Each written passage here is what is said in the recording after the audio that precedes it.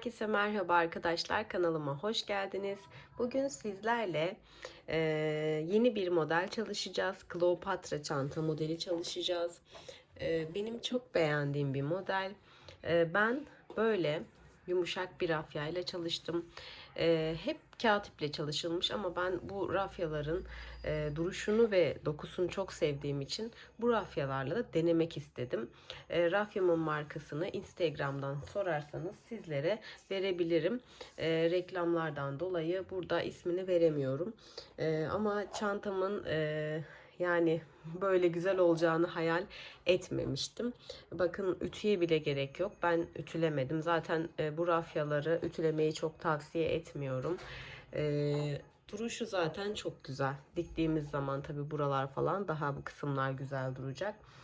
Şimdi çantamın malzemelerini sizlere söylemeden önce ufak bir hatırlatma yapacağım. Arkadaşlar, kanalıma abone olmak ücretsizdir. Abone olarak destek verirseniz çok mutlu olurum. Beğeni ve yorumlarınıza talibim. Çantamı nasıl bulduğunuzu, fikirlerinizi yazarsanız çok sevinirim.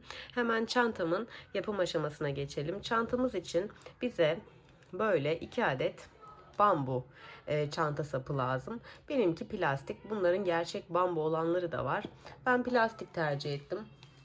Sizler istediğiniz şekilde alabilirsiniz. Bunların birçok çeşidi ve şekli var. Hemen ben kaç santimlik?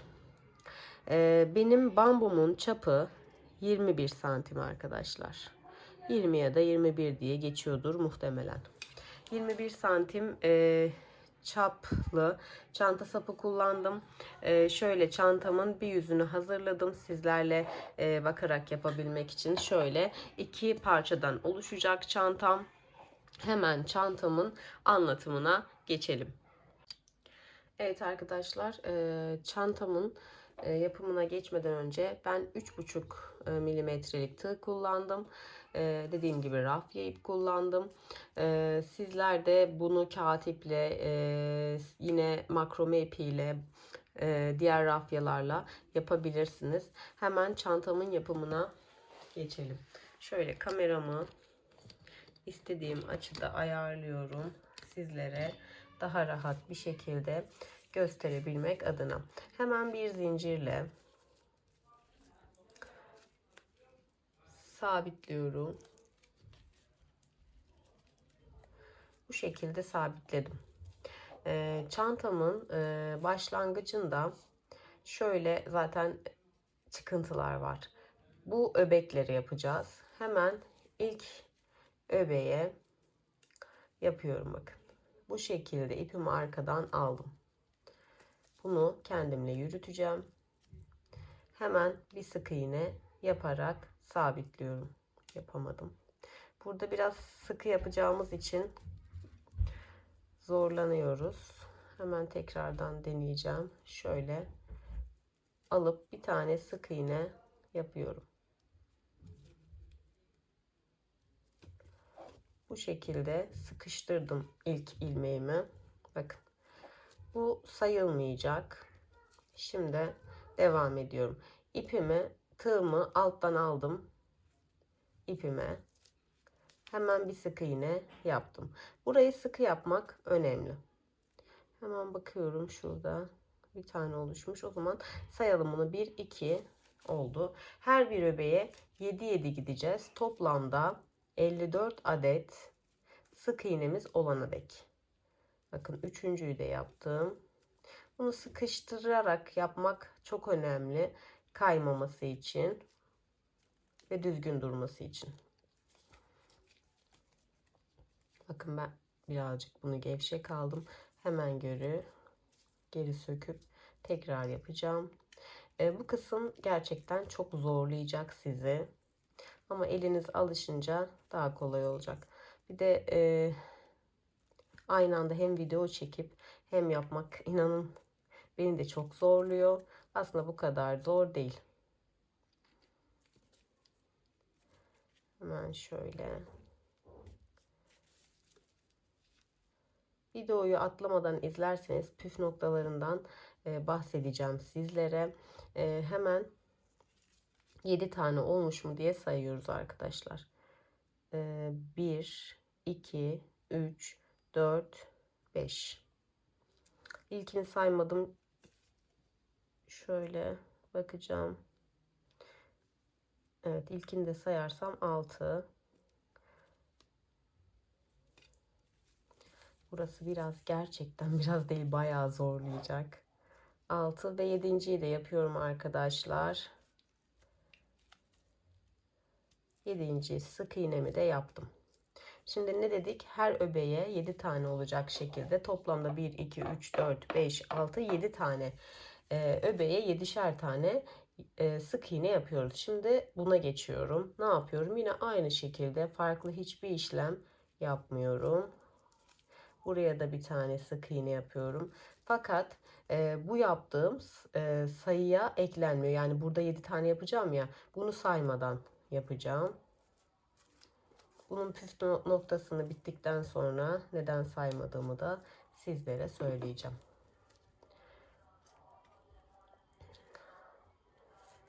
Şöyle.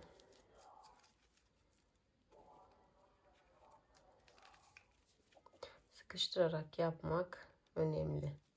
Dediğim gibi şöyle yaptıktan sonra sayıyoruz.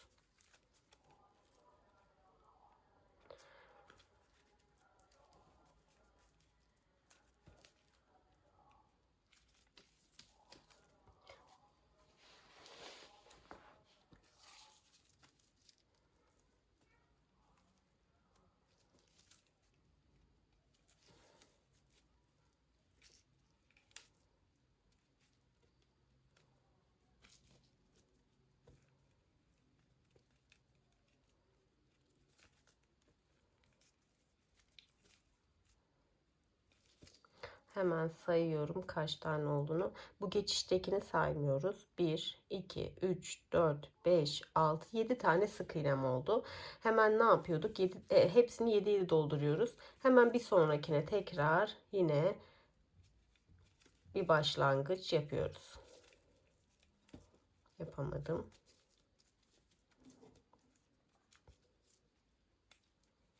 Bu şekilde. Evet, şimdi oldu.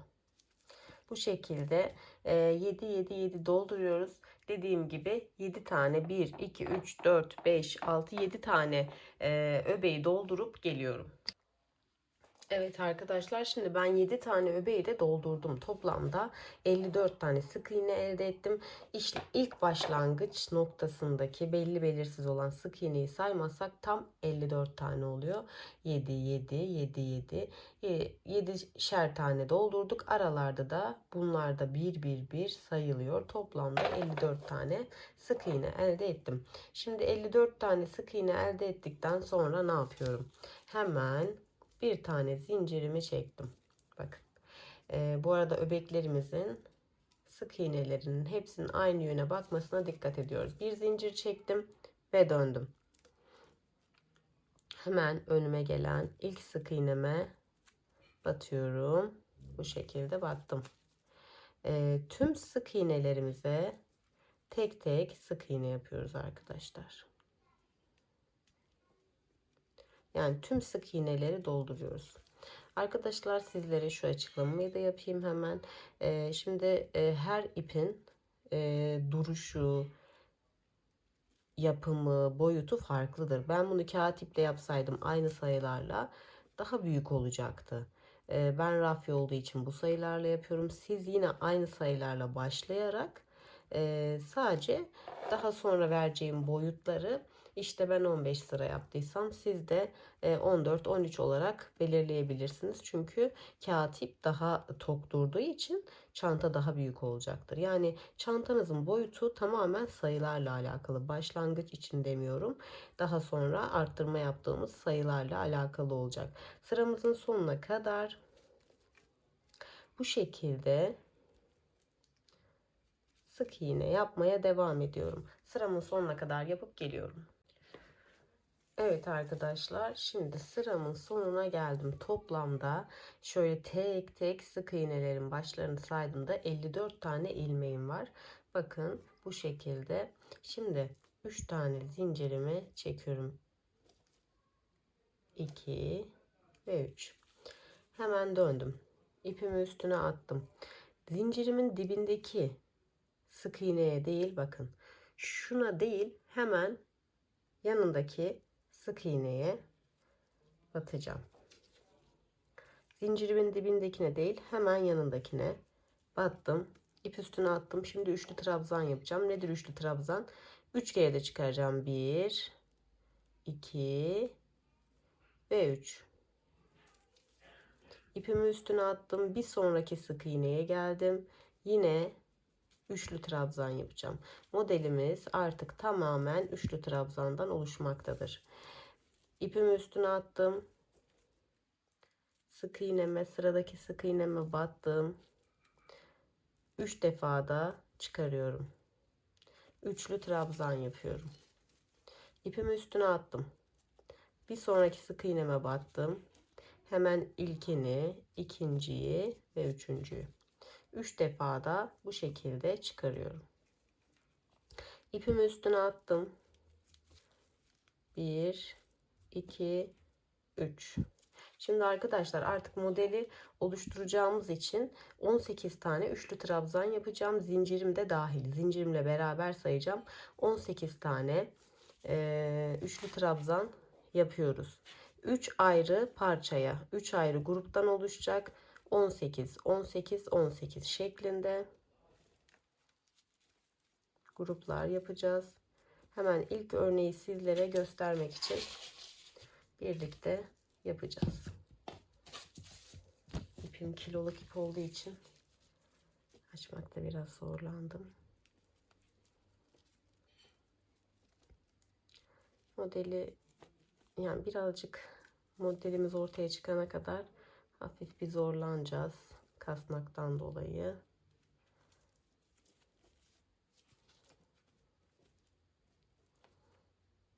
İpimi üstüne attım.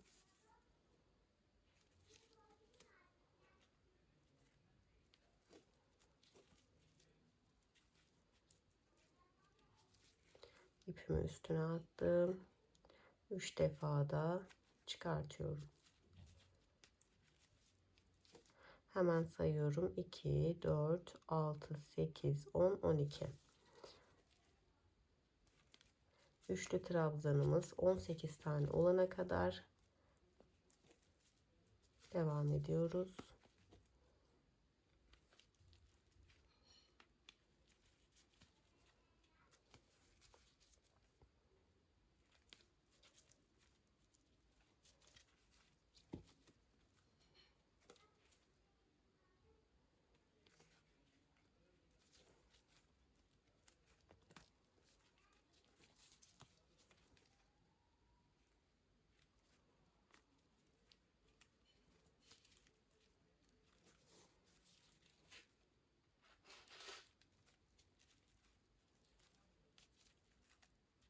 Hemen tekrar sayıyorum. 2, 4, 6, 8, 10, 12, 14, 16, 18 tane üçlü trabzanımı yaptım. Hemen burada ne yaptığımı sizlere gösteriyorum. 1, 2, 3 tane zincir çektim. İpimi üstüne attım. Bakın hiç atlama yapmadan bir sonraki hemen sıradaki yani sık iğneme batıyorum. 3 zincir çektim. İpimi üstüne attım. Sıradaki sık iğneme tekrar girdim. Üçlü trabzanımı yapmaya devam edeceğim. Modelimiz bu şekilde oluşuyor. Sıra sonuna kadar bu şekilde yapıyoruz. Üçlü trabzanımızı 18'e tamamlıyoruz. 18 olduktan sonra 3 zincir çekip hemen sıradaki sık iğneye batıp yine sıra sonuna kadar yapıp geliyorum. 18, 3 zincir, tekrar 18, 3 zincir. Yani çantamı 3 parçaya ayırmış oluyorum. Hemen sıra sonuna kadar yapıp geliyorum. Evet arkadaşlar, sıramın sonuna kadar 18, 18 ve 18 olacak şekilde 3 parçaya böldüm. Bakın bu şekilde. Bunu yapmamızın sebebi artık arttırmalara başlamamız için. Ne yaptık? 18 tane üçlü trabzan yapıp 3 tane zincir çekip Tekrar 18 tane üçlü trabzan. Tekrar 3 tane zincir çekip tekrar 18 tane trabzan yaptım.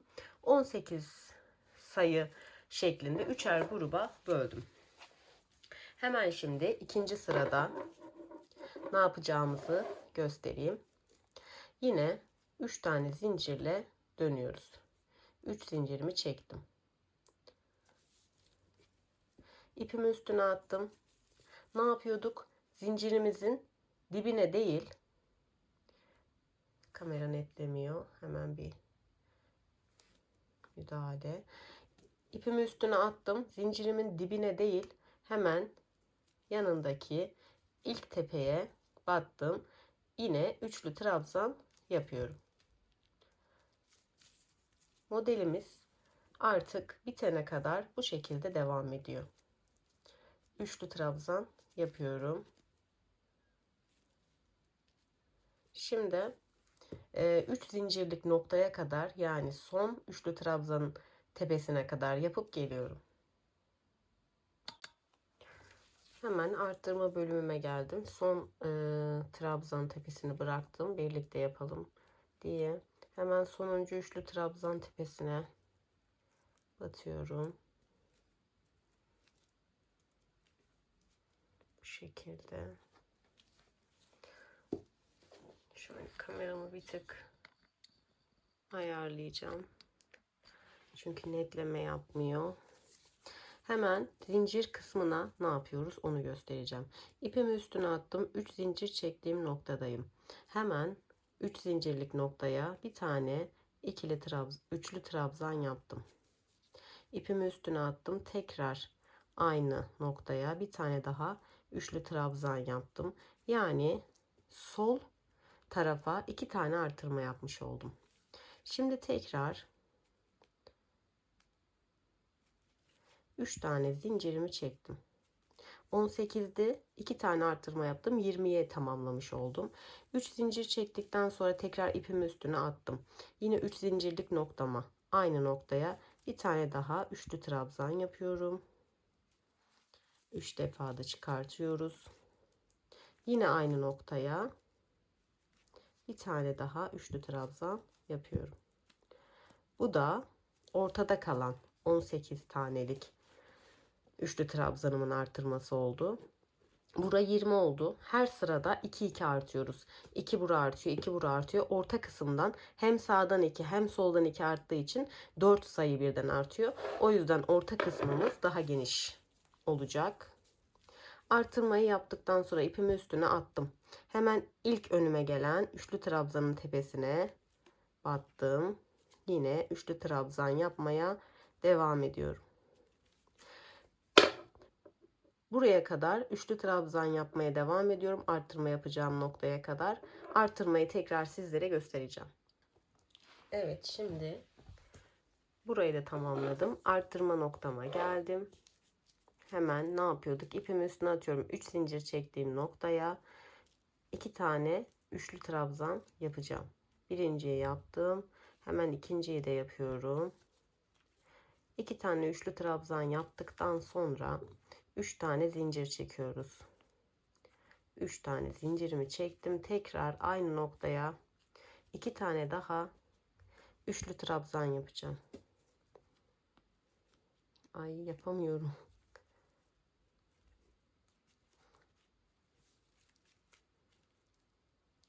Bu modeli bir çıkardıktan sonra, biraz yükseldikten sonra artık kasnak pek engel olmuyor bize, ama şu anda maalesef engel oluyor. 2 tane üçlü trabzanımı yaptım. 3 zincir çektim. Tekrar 2 tane üçlü trabzanımı yaptım. Yani arttırmama. Hemen önüme gelen ilk üçlü trabzanımın tepesine bu şekilde battım. Üçlü trabzanları yapmaya sıra sonuna kadar devam ediyorum. Evet, şimdi sıramın sonuna geldim. Sıramın sonunu da son olarak gösterdikten sonra artık bu aşamaları bitiriyoruz. Şimdi sıramın sonundaki, bakın, son trabzanımın tepesine de batıyorum. Biraz sıkı yapmışım. Üçlü trabzanımı tekrardan yapıyorum. Bu şekilde. Şimdi ne yapmıştık? 3 zincirle başlamıştık. Bakın son trabzanımın tepesine battım. O üçlü zincirimin de 3. zincirine batmam lazım ki sayımda eksilme olmasın. Tüm sıra sonlarında bu şekilde 3. zincirimin 3 zincir çekmiştim. 3. zincirimin tepe noktasına, yani üçüncüsüne giriyorum. Yine bir tane daha üçlü trabzanımı yaparak sıramın sonunu düz bir şekilde bitirmiş oluyorum ve sayımda eksiklik olmuyor bu sayede. Zincirin üçüncüsüne batmayı mutlaka unutmayın. Hemen tekrar ne yapıyorduk? 3 tane zincir çekiyorduk ve dönüyorduk hemen.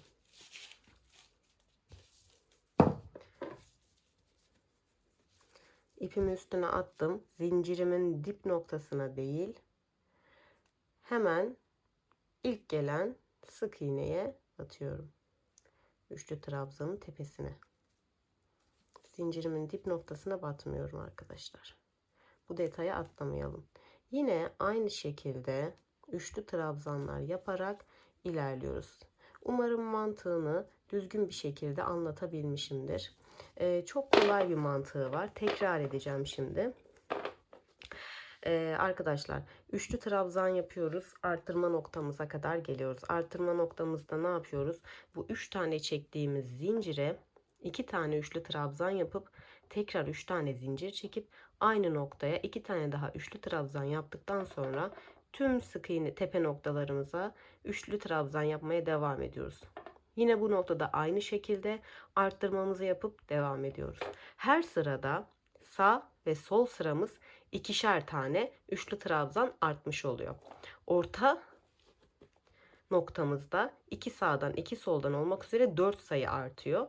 Böyle böyle çantamız bu şekilde büyüyor. Çantamızı istediğiniz boyuta gelene kadar arttırma yapmaya devam edebilirsiniz. Benim gözüme bu boyut iyi, ideal geldi yani. İsterseniz daha büyük yapmak, isterseniz daha fazla sıra yapabilirsiniz.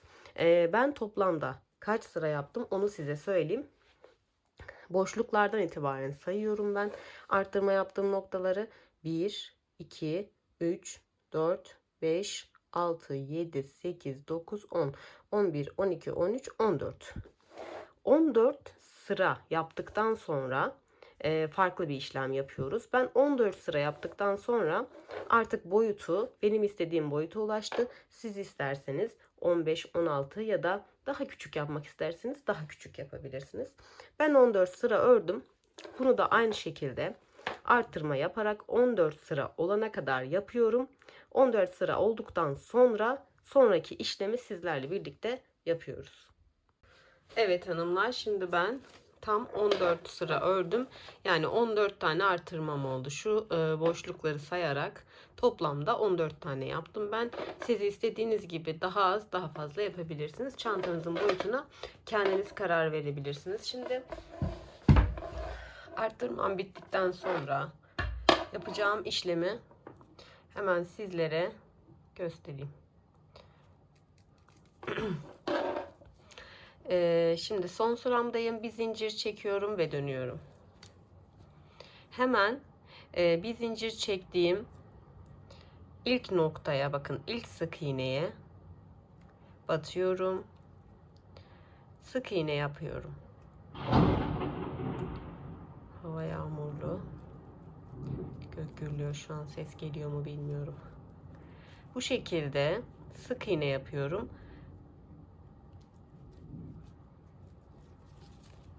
Şu arttırma yaptığım 3 zincirlik noktama kadar, buraya kadar sık iğne yapıp geliyorum. Sıramın arttırma 3 zincir çektiğim noktasına kadar sık iğnemi yaptım bu şekilde. Şimdi ben burada çantama istediğim formu verebilmek için bu kısmı biraz daha yükseltmek istiyorum. O yüzden sağ ve sola sık iğne yapacağım. Yani burayı sık iğne yaptım. 3 sıra yaptığım noktaya da şimdi bu işlemi yapıyorum. İpimi üstüne attım. Bak, zincir falan çekmedim. İpimi üstüne attım. Girdim. Yine 3 defa da bu şekilde çıkarıyorum. Yine arttırmamı yapmaya devam ediyorum yani. İpimi üstüne attım. Aynı şekilde üçlü trabzan yapmaya devam ettim. Şimdi tekrar arada Bu sefer 3 değil de 2 bitmeye gittiğim için 2 zincir çekiyorum ben. Yine siz isterseniz 3 çekebilirsiniz. Ben daha dar, yani buranın daha bombeli olmasını istediğim için 2 zincir çekiyorum. İpimi üstüne attım. Yine üçlü trabzanımı yapıyorum. Aynı şekilde devam ediyoruz. İpimi üstüne attım.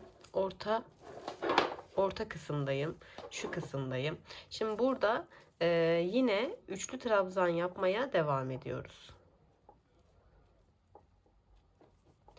Üçlü trabzanlarımızı arttırma kısmına kadar yapmaya devam ediyorum. Yani bu 3 zincirlik noktama kadar üçlü trabzan yapıp geliyorum. Arttırma yaptığım kısma kadar geldim. Üçlü trabzanlarımı bitirdim. İpimin üstüne attım. 3 zincirlik noktama 2 tane daha üçlü trabzan yapmaya devam ettim. Arada 2 tane zincir çektim. Tekrar 2 tane üçlü trabzan yaparak arttırmama devam ediyorum.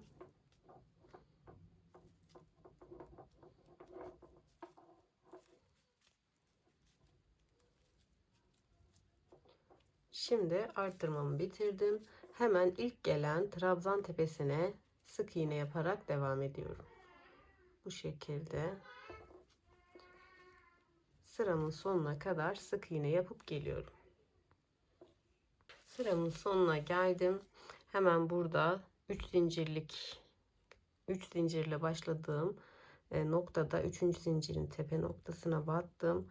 Buraya da bir tane sık iğne yaparak sıramı tamamladım. Bir zincir çekiyorum. Hemen geri dönüp zincirin dibindeki sık iğneye batıyorum.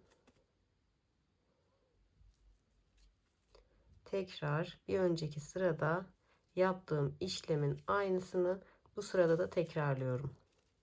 Bu yüzden göstermeme gerek yok. Sadece anlatacağım. Arttırma yaptığım kısma kadar sık iğne yapıyorum. Buraya da sık iğne yapıyorum. Sık iğne yaptıktan sonra ipimi üstüne atıp 2 tane üçlü trabzan, 2 zincir, tekrar 2 tane üçlü trabzan yapıp orta kısma üçlü trabzan arttırmaya kadar yapıyorum. Tekrar 2 tane üçlü trabzan, 2 zincir, 2 tane üçlü trabzan ve sık iğne yaparak sıramın sonuna kadar geliyorum. Evet hanımlar, şimdi bu işlemimizi de bitirdik. Şimdi sıradaki işlemimi hemen sizlere anlatıyorum. Sıra sonuna sık iğne yaparak gelmiştik. Bir zincir çektim. Tekrardan zincirimin ilk sık iğnemin olduğu noktaya battım. Bu şekilde sık iğne yapıyoruz. Ne kadar sık iğne yapacağız? Şimdi sıra sonuna kadar sık iğne yapacağız. Sadece şu 2 zincirlik noktalara 2 tane sık iğne yapacağız. Devamında yine sık iğne yapacağız. Sık iğne yaptım. 2 zincirlik noktama geldim. Buraya 2 tane sık iğne yaptım. Artık trabzan yapmıyoruz. Arttırma da yapmıyoruz. Hemen geldim. Buradan buraya kadar sık iğne yaptım. Yine 2 zincirlik noktama 2 tane sık iğne yapıp devam ediyorum sıra sonuna kadar. Sıra sonuma geldim. Bir zincir çektim. Tekrar döndüm. Bir sıra daha sık iğne yapıp çantamızın farklı bir bölümün anlatımına geçeceğiz. Yani arkadaşlar artık üçlü trabzan yapmıyoruz. Bir sıra sık iğne yapıyoruz. Dönüyoruz, tekrar bir sıra sık iğne yapıyoruz. Toplamda 2 sıra sık iğne yapıyoruz.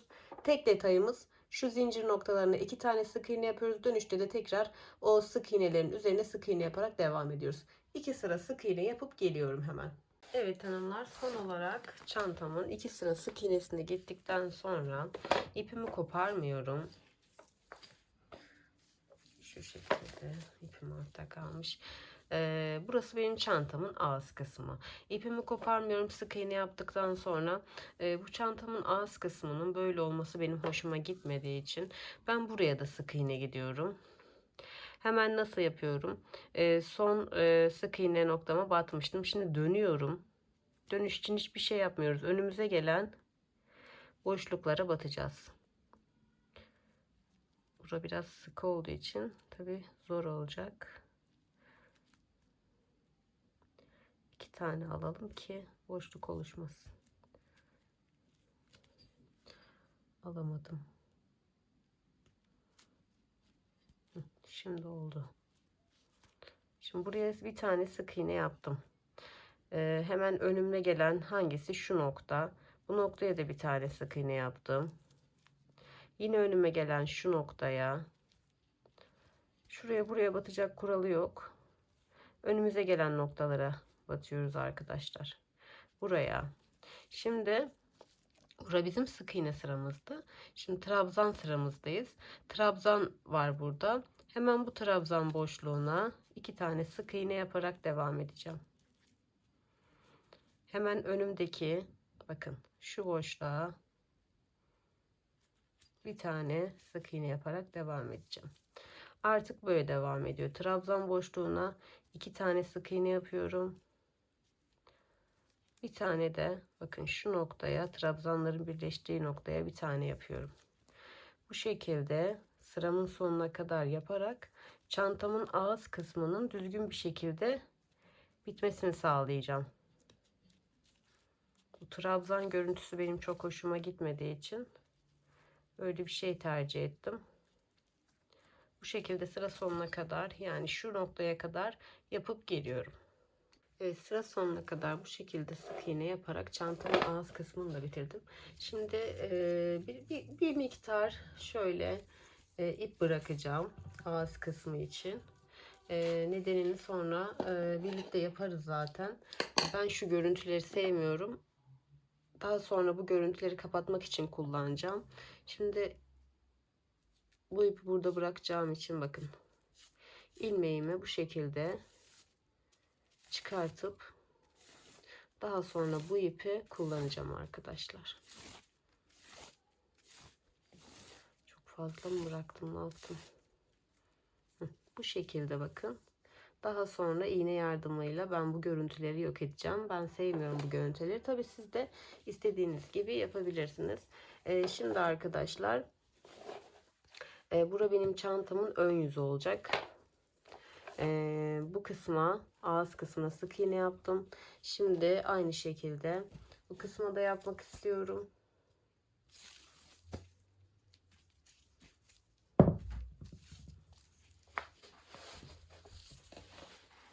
Herhangi bir noktadan başlayabiliriz yine. Yani isterseniz buradan, isterseniz buradan. Ben şu şekilde şu noktadan gireceğim.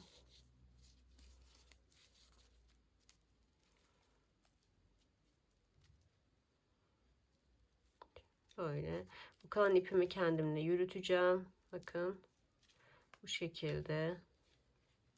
Trabzan noktama denk geldim. 2 tane sık iğne dolduruyorum. Şimdi trabzanların birleştiği noktada bir tane. Hemen trabzan noktasına da yine aynı şekilde 2 tane. Başlangıç ipimi de kendimle yürüterek götüreceğim. Bu şekilde sıra sonuna kadar yapıp geliyorum. Evet arkadaşlar, şimdi ben bu çantamın, bakın bu şekilde kalan ipimle iğne yardımıyla giderek bu görüntüyü kapattım tamamen. Şimdi sizlerle birlikte de aynı şekilde diğer parçamı yapmak istiyorum. Bakın. İkisini karşılaştıracak olursak, tabi yapmak zorunda değilsiniz bunu. Bu görüntü hoşunuza da gidiyor olabilir ama ben bu görüntüyü daha çok seviyorum, bakın. Hem çantam daha tamamlanmış duruyor, hem daha temiz bir görüntü elde etmiş oluyoruz. Bakın burada bıraktığımız ipi şu şekilde yapacağım ben. Arkadan geliyorum, bakın ipim böyle gidecek. Arkadan iğne yardımıyla tam dip noktasından, bakın. Tam dip noktamızdan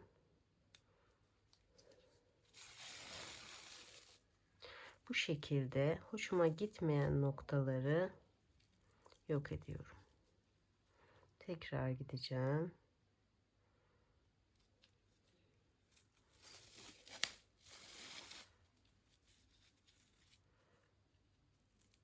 Burası başlangıç noktamda. Burayı tamamen yok etmek istiyorum. Şöyle rafiye ipimi açacak olursam.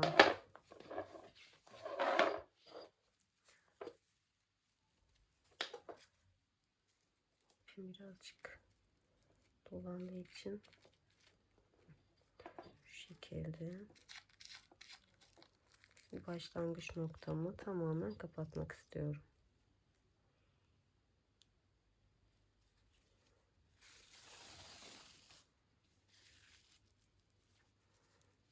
Aynen bu şekilde. Bu noktalarda, ara noktalarda istediğiniz sıklıkta gidebilirsiniz. Ben ipi boş noktaya geçirene kadar 2 ya da 3 defa geçiyorum. Çünkü oralarda gözüken bir görüntü olmadığı için hızlı geçeceğim buraları. Şimdi bu noktada yine aynı şekilde kasnağımızın dip noktasından bakın. Şöyle yapa yapa gidiyoruz. Dip noktasından bu şekilde kontrol ederek gözüken bir ayrıntı kalmaması için yapıp gidiyoruz. Hemen ben arkayı da kontrol ettikten sonra bakın şurada bir nokta kalmış. Burayı da hemen kapatıyorum. Tekrar aynı noktaya giderek şurada hemen elimle destek alarak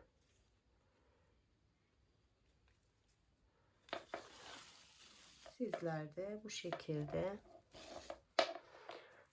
yaparak kasnağınızın tüm görünen noktalarını yok edebilirsiniz.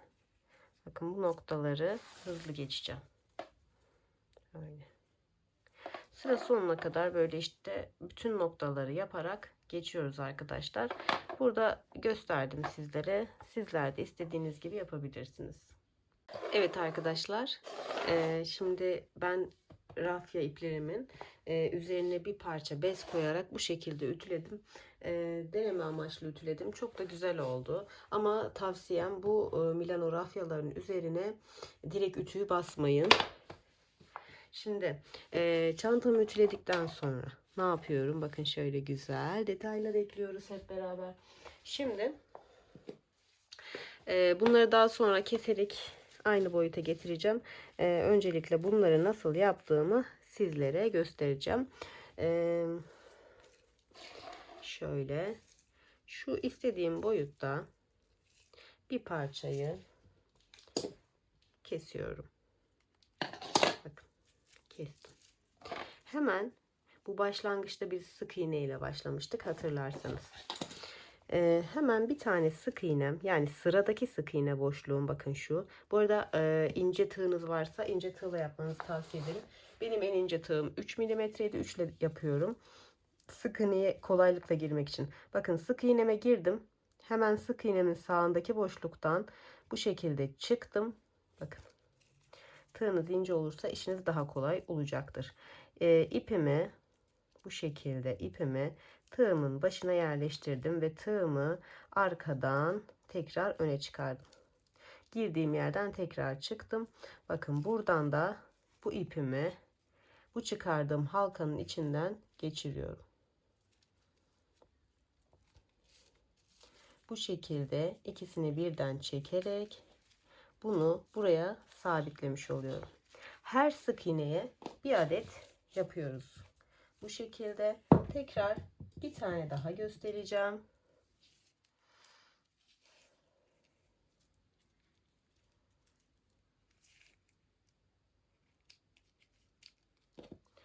Bu işlemimizi de bitirdikten sonra size de ufak astar detayları vermek istiyorum.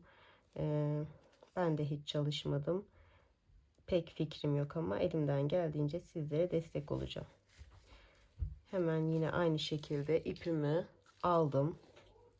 Arkadan tekrar girdiğim noktadan çıktım. Halkamı bir tık genişlettikten sonra bu şekilde açıyorum halkamı. Bu iki tane ipi de halkamdan geçirerek halkamı bu şekilde sıkıştırıyorum. Bu işlemi Bu sıradaki sık iğnelerin her birinden tek tek yaparak sıra sonuna kadar yapıyoruz. Ben hemen tamamlayıp geliyorum. Umarım açıklayıcı olmuştur. Sık iğneden bakın tekrar göstereyim sizlere.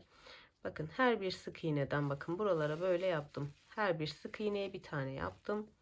Bu şekilde sıradaki sık iğnenin bakın şuradan daha kolay göstermek için şuraya yapmışım. Hemen onun yanındaki boşluktan girdim. O sık iğnenin yanındaki boşluktan da bu şekilde çıktım. İpimi aldım. Tekrar girdiğim delikten çıktım. İpimi halkanın içinden geçirip sıkıştırdım. Bu şekilde olacak süslememiz. Bunu yapmak zorunda değilsiniz ama yaparsanız çok şık bir süsleme olacaktır. Ben tamamlayıp hemen geliyorum. Evet hanımlar, bakın yaptığımız bu yeleler diyeyim, aslan yelesine çok benzediği için çantamıza nasıl güzel bir hava kattı. Ben çok beğendim. Bunu yapmak tamamen sizin zevkinize kalmış. Zorunlu değilsiniz. Şimdi çantamın astar kısmını ben de ilk defa çalıştığım için şöyle çantamı düz bir kumaşın üzerine koyup 1 santim fazla olacak şekilde kestim. Daha sonra kestiğim astarımı bakın bu şekilde ütüleyerek katladım. Şu ortaya bir çizik kesik attım ki katlarken de ne derler, buruşmaması için, formu bozulmasın diye.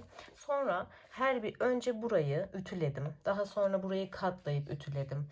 İçe kıvırdım. Çantamdan taşmayacak şekilde, içte kalacak şekilde yaptım. Kumaşımı böyle kestim. Daha sonra bunu makine dikişiyle, elle de dikebilirsiniz tabii ki.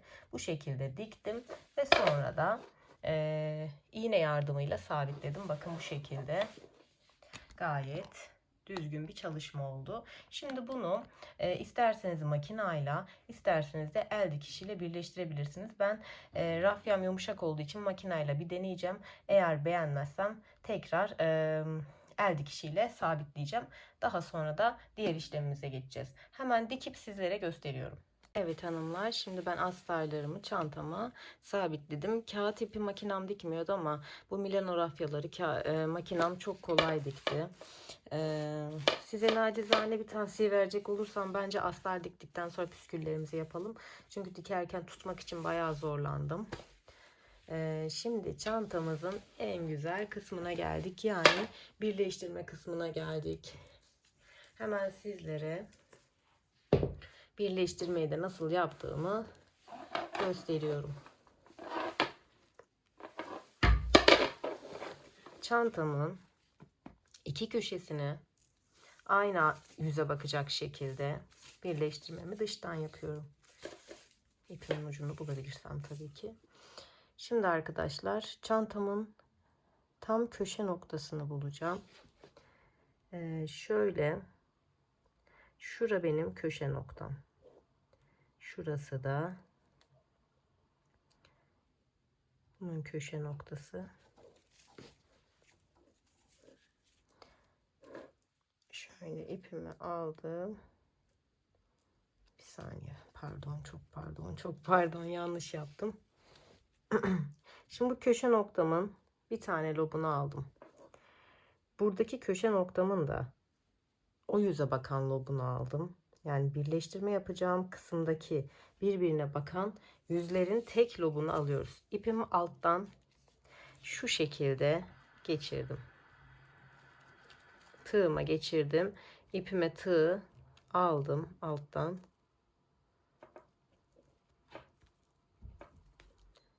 Bu şekilde ipimi öne getirdim ve buradan çıkardım.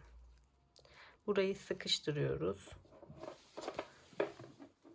Parçalarım büyük olduğu için. Şimdi daha iyi anlatacağım diye düşünüyorum. Şimdi dikiş yapacağım yöndeki bu tekli loba battım. Yine aynı şekilde diğerinin onun yüzüne baktığı loba battım. Bu şekilde bu ipimi daha sonra burayı dikmek için kullanacağım. Yani birleştirmeyi sabitlemek için. Yine aynı şekilde ilmek kaydırma yöntemiyle birleştirmeyi yapıyoruz. Yine bir tane de buradan aldım. Bu şekilde ilmeğimi kaydırdım. Hemen tekrar göstereyim. Bir tane birleştirme yapacağım yüzdeki tekli lobu aldım. Bir tane de karşıdan yine aynı yüze bakan lobu aldım ve ilmeğimi bu şekilde kaydırdım.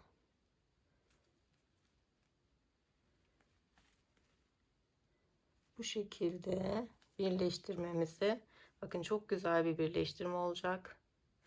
Çantamızın bir başından diğer ucuna kadar bu şekilde yapıyoruz. Zaten sayılarımız aynı olduğu için, şu başlangıç noktasında da aynı sayıları aldığımız için tüm ilmekler eşit bir şekilde gelecektir. Evet. Şimdi ben çantamın şu şekilde şu noktaya kadar ilmek kaydırma yöntemiyle birleştirip geliyorum. Evet hanımlar, çantamın birleştirmesi bakın bu şekilde bitti. Bu tarifle birleştirirseniz çok yakışıyor bu modele. Bakın içi de böyle geniş. Ben çok beğendim. Hatta bu çantanın adını saçaklı çanta koymak istiyorum. Şimdi sizlere hemen şöyle püsküllerimi düzelteyim. Çantamın ölçüsünü vermek istiyorum. Çantamın yandan itibaren şöyle alacağım ölçüsünü. Tabana kadar 30 santim. Şöyle en geniş uçtan ölçüyorum. Tam 55 santim. Şöyle. Tam 55 santim arkadaşlar. Böylelikle bir projemizin daha sonuna geldik. Ben çok beğendim. Sizler de bu çantam hakkında fikirlerinizi yoruma yazarsanız çok mutlu olurum. Instagram hesabım Nescraft. Beni oradan da takip edebilirsiniz. Oradan aklınıza takılanları sorabilirsiniz. Kolaylıkla ulaşabilirsiniz ve benim tarifimle yaptığınız bütün çantaları beni etiketleyerek paylaşabilirsiniz. Sizleri ben de hikayeme ekleyebilirim. Bir sonraki projede görüşmek üzere arkadaşlar. Kendinize iyi bakın. Hoşça kalın.